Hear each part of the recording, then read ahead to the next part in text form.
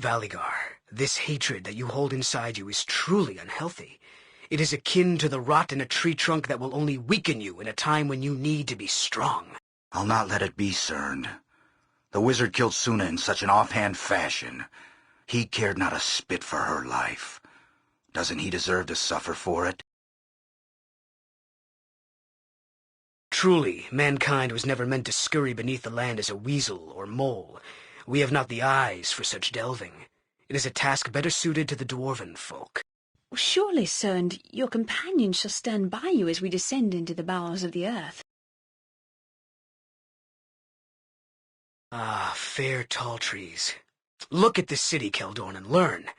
No bricks or mortar, no temples of cut and polished marble. If only Athkatla could be like this, I would not despise it so. If Athkatla were like this, we would swing from the trees by our tails and have barely enough wit to lash a stone onto a fallen branch that it might be called a hammer.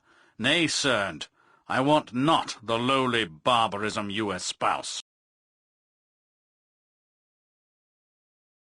Are the flowers not beautiful this time of year? Perhaps a little late in the blooming, but still. What? What are you getting at? I know you are talking about me, so speak it plain. I must say, Mazzy, you are proving to be quite unique among the halflings I've met in my experience. How do you mean? I've noticed, Valigar, that you are quite the adept fighter. I'm afraid I cannot help but compliment you on this.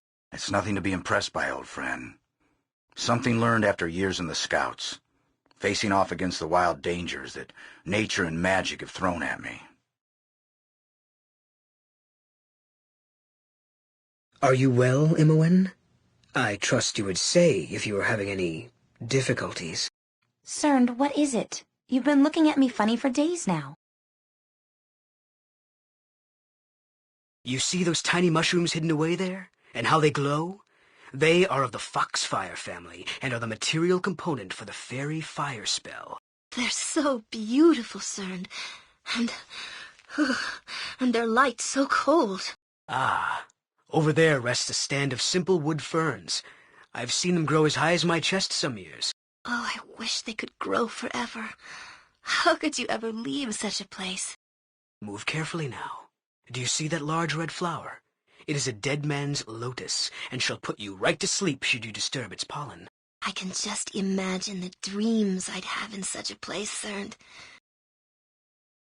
You've been on the surface for quite some time now, Viconia. Tell me, have you encountered the normal effects of prolonged exposure to the sun experienced by your kind? Such as an overwhelming desire to crush the skull of over-inquisitive Iblis? Why, yes, the urge comes and goes. All this fighting, this conflict, old enemies and new. Strange times, aren't they, Valigar? I suppose. I don't give it much thought. Like dark clouds before a storm. The chains of duty weigh heavy some days. Duty, Druid? What would a tree-hugger like you know of the chains of duty? Mucking about in the woods like an animal is not duty, but foolishness.